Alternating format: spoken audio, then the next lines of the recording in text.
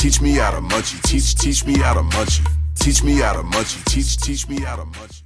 Hey guys, this is Jeff from the Munchie Mafia. I just wanted to create a video here explaining sort of a little bit about our project that we've been working on for somewhere around 4 months now, and you know, what needs to be done from an art perspective to be able to take your art and turn it into an NFT. Obviously, this is a new space, and there's a lot of people that don't understand a lot about NFTs, and even if they do, they don't understand what the process is that you need to take to be able to take your art and make it an NFT successfully. So I am currently working side by side with another artist. He goes by the name of Moire Black, and he is a mixed media and acrylic painter. He paints primarily on canvas, and he is the one that is creating the original characters or the original pieces for our project. So the Munchie Mafia, just to explain really quick, is a syndicate of 12 different animals. The first character we'll be releasing is the Potfather. He's a panda. And there'll be 9,999 NFTs available. So as we release 11 more to end up with our 12 total characters, that number 9,999 will go down by 500 per character. So the rarest character will be released last. So there's probably no other NFT projects that have ever released any NFT that is this large of a collection. Because we have 12 characters, or we will by the end, there's going to be a whole lot of NFTs that we will be creating. So it's been quite a learning curve for everybody, but we're at a point now where we feel really good about what we're doing. And I just want to take the time today to show you some of the art that's being done digitally. The original piece is the core foundation of each character, and Moire Black has created all of these himself. And the first one that I'll show you, which is the only one that we're currently whitelisting and the only one that the public has seen as of this date, today is February 11th, and we'll be minting on 4/20. So I'm going to bring up here, the process here was the painter Moire Black had painted this onto a canvas with oil paint, and if we zoom in, you can see the canvas itself, the textures and everything of the paint, and you know that it's an original painting. So that layer is a photograph that my wife took in her photography studio. She's a photographer, and she has a really good setup and was able to use her mirrorless Nikon camera and take this picture that I was able to then bring into my Adobe Illustrator program here, and now I can start vectorizing it, which is what I did. So as you can see, you know, we definitely have some textures here, the different shines from the flash that we took the picture with and whatnot. So you know, step one was to just take that photo and get that into the computer from a digital perspective after the painter painted it, and that's what we have here on this layer. So after this process happened and I had it in here in my computer, I started doing some vectorizing, which consisted of basically using some auto trace tools. Those didn't really work that well at first because obviously the shines and stuff, it's just really hard for Adobe Illustrator to auto trace. And I'm not going to get into an Adobe Illustrator full tutorial here. If you don't know how to use Illustrator, it's a program that is amazing, and there's a lot of, you know, tutorials and information out there on how to start learning stuff with Adobe Illustrator. But this program basically allows you to create vector art. So the vector art is able to be scaled up to, you know, any size you want, scaled down without any type of raster image pixelation at the edges. It's a way to keep art super clean, scale it to the size of a billboard and never lose quality. It keeps the file size small. It's just a great program to work in. There's other programs you can use to create vector art like CorelDRAW and some others, but in my opinion, Illustrator is probably the best. So here's what we ended up with the vector. So if you notice, the initial painting has a bamboo stick in the panda's mouth, And the bamboo stick was an element that probably should not have been painted there at first, and we learned that. You know, it was a learning process with this NFT project, and we learned that after the fact, because essentially you want to have sort of a blank canvas with that character in respect to the ability to put different attributes onto the panda, like hats, glasses, different elements in his hand, him chewing on different things. So by painting the original with this bamboo, we sort of ran into a little bit of a hiccup where it was like, well, you know, how are we going to put other things into the panda's hand or the panda's mouth if he's chewing on bamboo in the original? So when I vectorized it, I had to create what I call a cover-up layer that covered up that bamboo, and you don't see it. And then I had to also try to vectorize it separately and add it back as its own accessory so that we could still use it in the NFTs. So just to start off at square one here, Backgrounds was sort of the first way to create different variations of this panda. Backgrounds are easy to create. You can just create different colors. We have some blacks, tans. We've got these ones with a glow. So creating different background colors was something that allowed for different variations, you know, right off the bat. So we have all these different backgrounds that we created, and then some of them are more rare than others, more rarely used than others. Some of these, you know, more detailed ones. But if we go up to the panda folder here, these are all folders that hold each of the different elements that will be kicked off into PNG files to create our NFTs. And if we take a look at the pandas here, there's a bunch of different pandas, and these are basically all different colors. So I'm going to put on a more flat tone background here just for viewing purposes. And if we take a look here, we've got the original, and then we've got the gray, black, and white. This one's sort of a camo / desert storm version. We've got the red with black, white, and gray. This one I called Seafoam. So there's all these different versions of panda colors here, and the way that I created that was basically by when you're vectorizing, you separate everything out into these different layers, and these outlines you see with these points everywhere, those are all different elements. So if I click on one of these, I can show you that by either using this color dropper or using my color picker here, I can choose any type of color I want for that, and if I highlight it and then I go to OK, you'll see that one change. So it's very easy. Once it's actually in vector form, it's actually very easy to then take the character and create different colorways of that character, which is what we've done here. So we end up with all these different versions. So between the backgrounds and then all these different colored pandas, we already are on our way to having an NFT collection that, you know, varies as far as different versions go. And then the next step after that was to start creating new artwork. So creating new artwork basically meant that, you know, I just had to become a little bit creative with what I wanted to put on this panda, as far as different elements with the eyes, hats, the mouth could be chewing on different things, the hand could be holding different things.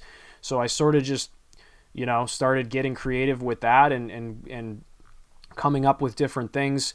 This is more of a realistic looking one that we did, and this one is sort of goes hand in hand with this crown here. So it's like a king version of this panda, and it has our Munchie Mafia logo all over the crown and in the chain. It looks kind of cool, and that is one of the versions that we created that was more rare. Then if we get into some of these other elements, we've got tattoos, different sets of eyes, laser eyes, an eye patch. I'll explain some of these do not use in this empty in a little while. There's a significant reason for that. So, you know, we've got flat glasses, these mafia style glasses, lightning bolt, some of these different swirls and X's. So there's all these different sets of eyes here, and then we've got different hats. So the mob style hat, bamboo hat, these are all different beanies. It was fairly easy once these beanies were created to go and change the colorways of them, to have different versions. So, you know, that can save you some time just changing colors of different attributes to be able to create new accessories for the panda. So I'm going to go up here and show you some of what we have for the mouth and the hand. So some of these different elements, we have a pipe here with some smoke. That's the bamboo stick that I had separated out and added back. We've got ice cream. This one's a lollipop with a tongue. This one's the lollipop without the tongue. Then we've got this Munchie Mafia playing card. This is the machete. Then we've got the cigar, which the cigar has a cool little Munchie Mafia logo on the gold label there. Some bubble gum. So those are the different elements for the mouth or the hand, since he's holding some of them. Then we've got a gold tooth, and the gold tooth, you know, can go hand in hand with anything else in any one of these folders. So just to explain that real quick, each folder that has elements inside of it, everything that's inside of those folders cannot be used with another item in the folder. So that's why it's categorized into folders that way.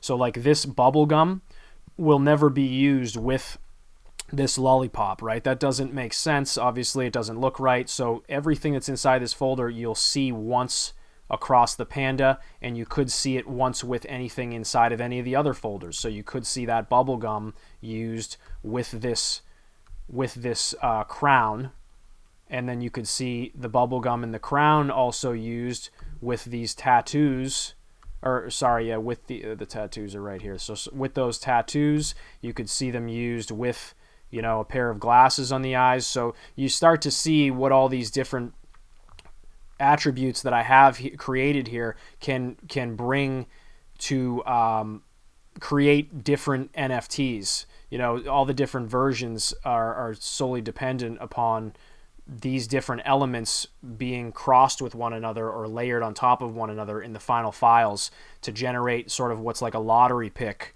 of different versions of this character. So it's almost impossible to try to generate 10,000 or 9,999 versions of this panda without using a generator. The generator is a software that allows us to take all of these elements inside of each folder, export them all individually with transparent backgrounds, and the generator will basically layer them on top of one another to create different versions of this panda with all of those different elements. So, you know, it basically is what generates the 9,999 NFTs in a way where it's like a lottery pick, and it will choose them on its own at random, and you'll end up with all these different versions of this character. It's super cool software. We have a developer we're working with that had created his own software to do this. I think there's plenty of them out there at this point. And that's how we end up with all of the different files we have without me having to sit here and manually save 10,000 different versions, because I'd be here all year doing that. So now that we've gone over a lot of the attributes for the Potfather NFT that we have here, I want to touch upon another thing that is pretty important to NFT projects, which is basically creating rarity. And to create rarity for your character, what you're really going to want to do is just come up with some different attributes that are going to be used far less often than others across the, you know, say 9,999 NFTs or whatever you're creating for total quantity. So for us, for this project, each one of our characters, so, you know, obviously the Potfather is character 1. We've got 12 in total. Each one of them is going to have a set of persona skins, we're calling it, and then there's going to be rare blood items. So I'm going to get into showing you what I mean by that in a minute here, and I'll turn on our first. If you see here, it says do not use on this layer. That was telling me not to use that as a file that is automatically generated with the software that creates the 9,999 versions of the panda or the Podfather. These are going to be manually exported. That means that I have to actually save these as final files that are already merged with all the elements in the in that particular image as its own NFT, and that's the final file. If I was to have to do that with all of them, obviously it would take quite a long time. So we are doing these ones manually. So here I'm just going to show you. I'm going to turn on a different background color. This is the background that I thought looked pretty good with this persona skin. I'm going to turn it on here, and this one is Wolverine, obviously. So this is one of the persona skins that is more rare. It's manually generated. It's not the only one. We have a handful of these. There may be somewhere around 20 versions of this Wolverine. I can't really recall. I think some of them, or maybe all of them, have this gold tooth, and then there's all these different backgrounds that we put on with it, different color backgrounds. So there's one of the characters, and then I came up with this other, let's see, version here. I'm going to turn on the Jedi layer. I'm going to turn off the gold tooth, and I'm going to turn on the version that is the camo, and then I'm going to turn on the Ewok layer here. So this is obviously an Ewok from Star Wars, and that's what it's supposed to represent, and that's another one of our persona skins. We've got some others that are pretty cool, like this. We've got this mob character here, and he's got the card in the hat and the suit on with the gun. So there's some different versions of this guy. I think we did some that have glasses on. These mob glasses went pretty well with it. So there's some that have the mob glasses. We did some that have not the bubble gum. We did some that have the cigar in the mouth. So there's obviously different versions of that are possible. There may have been 20 of those we kicked off. I can't really recall. Then we also did another character here. So if I turn on, let's see, I believe it is here, these blades, and then not that, well, this mob hat, but we didn't use the playing card. So if we turn on those, so this was a character that actually was only in the Blood series. So if I go up here and turn on the Blood, you can see that this one sort of starts to look like Freddy Krueger. So that's where we were headed in the direction with this persona skin, and I think we used these eyes to make them look sort of crazy. So that's another one we did, and then I'll show you a couple more, and then that'll probably be it. But we've got this. I'm going to shut off the hat. Obviously, that doesn't go with it. And then we did this Jason mask with let's see, the mouth and hand. We added the machete to it. Not that. We added the machete to it. It looks pretty cool with some of these other backgrounds, like this background. I think we even did some eyes like this. And then we put some of the blood on the machete for the Blood series. There's a little tattoo on the mask there. So the Blood series is sort of a separate series from the persona skin, but it's the same because it's using those skins, but it's using some of the skins with blood elements added in. So if we shut the blood off, you can see this is back to being the Jason that is not the Blood series Jason. So the Blood series are more limited. I believe there was only a total of maybe 10 of them. I think there may have been 5 of the Jason and 5 of the Wolverine, and then there could have been 15. Maybe there's another 5 of the Freddy Krueger. So so those are some of the different persona skins, and those are the ones that are manually generated. I saved all of these Jason versions out of the file myself, and manually generated the files, to be uploaded to OpenSea, and those ones are going to be seen far less across the 9,999. If you get one of those items, technically it's worth more money, or it should trade for more money at some point because it's a more rare version of our NFT. So I'll show you a couple others here. I'm gonna turn on the let me shut off some of these items, and I'm gonna turn on the rarest item, the rarest accessory that we have, or the rarest attribute we have. And there's only going to be one of these per character. So each of our 12 characters will have one golden cookie. And the golden cookie is this here.